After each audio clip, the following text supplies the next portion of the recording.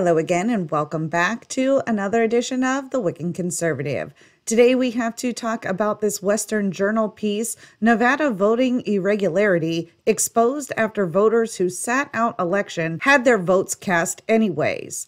Isn't that something? I thought that we were told that there were no voting irregularities, and even if they were simple mistakes from election officials that didn't really have any bearing on the election and definitely weren't cases of fraud. But what could we possibly be talking about now? Having votes cast by people who swear they didn't vote? Let's go ahead and get into this article. What is being called a glitch in Nevada's election system is being blamed for voters being told that they cast ballots in the state's presidential primary when they did not. The Nevada Republican Party said it was informed by voters who did not vote that their election record said mail ballot counted, according to KTNV-TV. Now, isn't it funny that in 2020 we were pre-warned that the ballots were going to take an extra long time to count, and then after the election we were told that there couldn't possibly be any glitches and we shouldn't be worried about the system, and now in 2024 we are being pre-warned that, oh yeah, wait a second, there is definitely a technical glitch in the system and what they're showing in the website records may not be accurate to what they're actually going to count.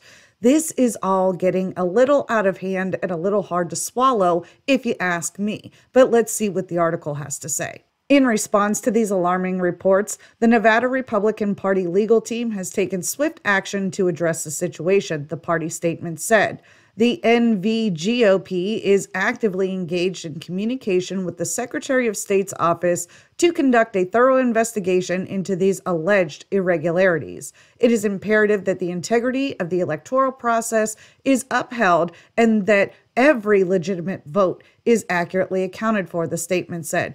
Now, isn't that interesting? I'm pretty sure we've talked about these state secretaries of states' offices and their relationships within their communities, but I digress. Republican Daphne Lee of Las Vegas said she and her family's mail-in ballots were counted for the primary, even though none of them voted, according to the Las Vegas Review-Journal. She said that when she tried to refuse future mail-in ballots, the computer system told her she was not registered and her voting history did not exist. It's just so frustrating, Lee said. This makes everyone uncomfortable. Yes, indeed, it does make everybody uncomfortable, and it makes for a very stupid way to conduct business. As I've said before, I will say again, mail-in ballots and trying to compete in stuffing the ballot box is not a viable system, and it is not a sustainable